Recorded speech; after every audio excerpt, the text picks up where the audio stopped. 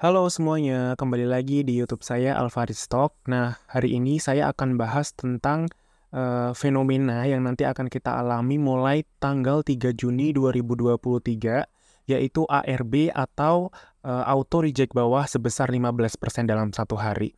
Mungkin banyak teman-teman, baik yang trading maupun yang swing, atau mungkin bahkan yang investasi juga mungkin akan kaget dengan adanya sistem yang baru dari Bursa Efek Indonesia ini. Nah, sebelumnya kita ketahui bahwa sistem ARB di Bursa Efek kita hanya sebesar 7% selama masa pandemi COVID. Sebelum-sebelumnya seperti itu. Nah, mulai nanti tanggal 3 Juni ini, sistem ARB akan diterapkan dengan format baru, yaitu minus 15%. Nah, di sini saya akan menyampaikan beberapa tips atau cara dalam menghadapi ARB ini, eh, terutama untuk teman-teman yang masih pemula maupun yang baru masuk ke dunia saham, seperti itu. Oke, nah jadi untuk ARB 15% sendiri nanti akan mulai berlaku per 5 Juni tahun 2023 dan ini nanti untuk semua saham gitu ya, tidak ada pengecualian. Jadi bahkan untuk harga saham yang di atas 2.000 maupun di harga saham yang di bawah 1.000 maupun di bawah 100. Jadi semuanya akan minus 15% ARB-nya yang sebelumnya pada masa COVID hanya 7%. Seperti itu. Nah, sebenarnya sistem auto reject bawah ini adalah sistem yang diterapkan oleh Bursa Efek Indonesia untuk melindungi investor dari harga saham yang fluktuatif secara cepat seperti itu dan secara singkat.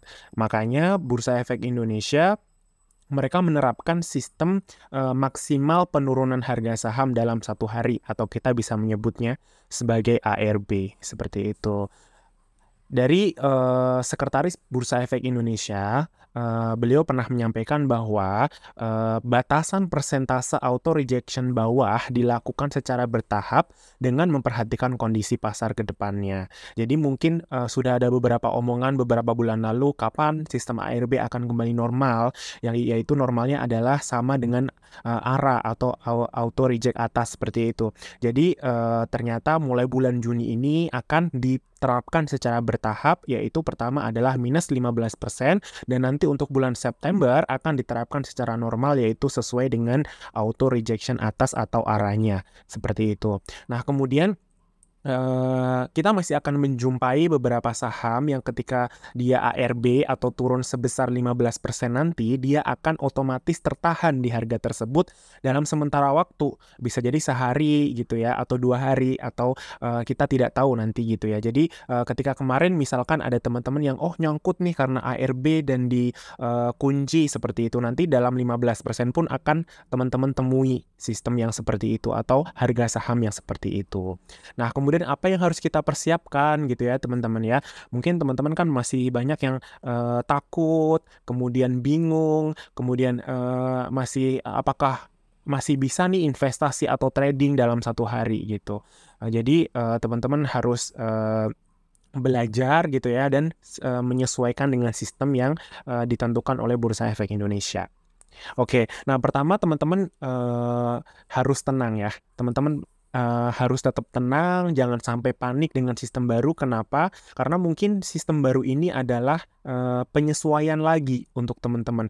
Apalagi mungkin teman-teman yang baru masuk ketika tahun 2020 atau 2021 ya, yang ARB-nya itu hanya 7%, kemudian turun sekarang menjadi 15%. Seperti itu. Mungkin teman-teman akan kaget gitu. Kemudian teman-teman juga jangan sampai ada FOMO di mana teman-teman itu masih mengejar harga yang sudah tinggi gitu ya. Kalau dulu misalkan harganya sudah tinggi kemudian turun misalkan sampai 7% mungkin masih bisa normal gitu ya. Tapi nanti kalau sudah 15% gitu ya, teman-teman akan lebih dalam gitu turunnya. Jadi mungkin itu akan sedikit mengurangi teman-teman nanti kalau misalkan loss-nya semakin banyak seperti itu. Jadi yang kedua juga jangan FOMO, dan yang selanjutnya adalah teman-teman juga harus jaga psikologis karena mungkin ini adalah sistem baru yang teman-teman temui yang sebelumnya teman-teman tidak pernah melihatnya gitu ya. Mungkin beberapa teman-teman yang dulu sebelum COVID pernah investasi saham mungkin sudah pernah mengalami ARB yang sama dengan ARA ya, minus sampai 25% atau 30% gitu ya. Tapi kalau misalkan teman-teman yang belum nih gitu ya, mungkin psikologinya akan terganggu. Wah, masih bisa trading nggak nih? Masih bisa cari kesempatan nggak nih gitu ya. Jadi teman-teman harus tetap jaga psikologisnya. Jangan sampai dengan adanya ARB yang sekarang nantinya jadi 15% ini, teman-teman jadi terganggu, akhirnya teman-teman tidak sesuai dengan trading yang selama ini teman-teman buat gitu.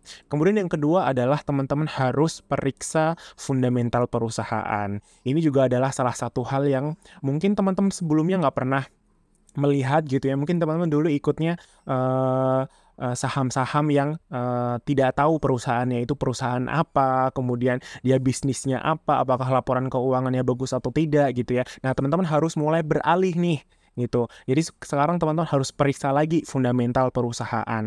Yang pertama mungkin teman-teman harus ngecek dulu apakah perusahaannya tersebut untung atau perusahaan tersebut ternyata rugi gitu. Jadi teman-teman harus cek dulu tuh laporan keuangannya. Jadi misalkan nih kuartal pertama kemarin apakah perusahaannya naik keuntungannya ataukah turun ataukah ternyata masih rugi gitu. Kemudian teman-teman juga harus cek hutangnya. Apakah hutang dari perusahaan itu besar? Kemudian apakah perusahaannya ternyata tidak punya hutang atau seperti apa gitu ya, teman-teman harus cek itu juga. Kemudian termasuk juga dividen gitu. Dividen ini adalah hal yang mungkin untuk beberapa orang gitu ya, untuk beberapa trader tidak terlalu penting, tapi untuk beberapa investor dividen ini adalah sebuah loyalitas perusahaan gitu ya kepada para investornya, karena dia bagi nih labanya ke para investor seperti itu. Jadi itu juga bisa jadi teman-teman cermati juga nih untuk fundamental perusahaan. Yang selanjutnya juga teman-teman paling penting adalah periksa kinerja dari laporan keuangannya. Itu paling penting untuk fundamental ya teman-teman ya. Teman-teman harus periksa apakah ada kenaikan laba, kemudian prospek pertumbuhannya, kemudian ekspansinya, kemudian manajemennya, terus hal-hal yang akan dilakukan untuk di masa mendatang oleh perusahaan tersebut gitu. Misalkan mereka mengeluarkan dana untuk tahun ke depannya gitu ya, dana tersebut digunakan untuk apa? Apakah untuk ekspansi ataukah untuk bayar hutang gitu ya. Dan hal-hal tersebut pastinya akan mempengaruhi nilai dari perusahaan tersebut dalam jangka panjang. Dan itu pasti akan berpengaruh juga ke harga sahamnya. Seperti itu. Nah, lanjut, yang ketiga adalah teman-teman harus evaluasi dari alasan penurunan. Misalkan sebelumnya turun gitu ya, teman-teman masih, oh bisa turunlah 7% seperti itu. Tapi nanti kalau 15%, teman-teman harus paham alasan saham tersebut turun. Itu teman-teman harus paham. Apakah memang disebabkan oleh faktor dari perusahaannya, ataukah faktor sentimen pasar, berita gitu ya. Nah, teman-teman pasti nanti harus update gitu ya, harus update apakah perusahaan tersebut ternyata memang lagi bagus beritanya atau ternyata ada berita buruk gitu ya. Itu teman-teman harus pantau beritanya setiap hari gitu. Apalagi untuk para trader gitu ya, teman-teman harus memantau seperti itu. Terus kemudian yang selanjutnya adalah teman-teman harus diversifikasi saham. Kalau sebelumnya nih teman-teman, oh saya hanya beli nih saham gorengan, saya hanya beli nih saham yang harganya di atas 500 gitu. Nah, sekarang teman-teman harus mulai diversifikasi. Diversifikasi ini apa? Diversifikasi ini adalah teman-teman mulai membagi-bagi modal. Nggak hanya teman-teman yang trading nih misalkan ya, teman-teman semuanya beli nih di saham gorengan, semuanya beli nih di saham second liner. Nah, teman-teman bisa mempertimbangkan saham-saham yang blue chip atau saham-saham yang memiliki fundamental bagus gitu ya, dan itu untuk jangka panjang, karena saham-saham tersebut kemungkinan besar tidak akan nih ARB sampai 15%. Contohnya saham apa nih? Saham BCA misalkan, atau saham BBRI, atau saham Mandiri, Astra, seperti itu. Teman-teman bisa mempertimbangkan untuk diversifikasi ke saham-saham yang blue chip gitu. Dan kemudian untuk saham-saham second liner sendiri, teman-teman juga harus mempertimbangkan banyak hal dari fundamentalnya, kemudian teknikalnya gitu ya. Jangan sampai teman-teman salah pilih. Seperti itu.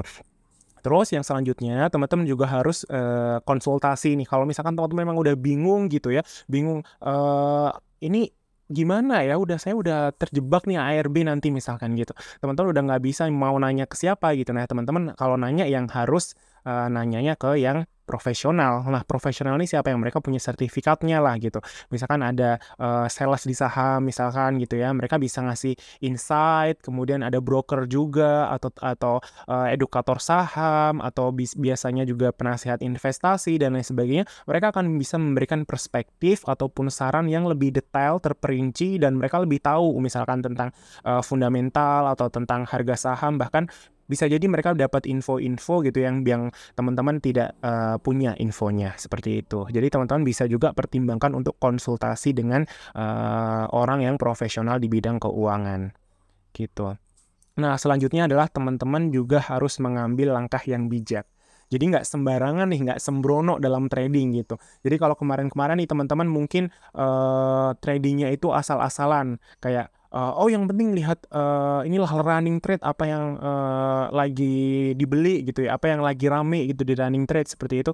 Teman-teman sekarang harus mengambil langkah yang lebih bijak.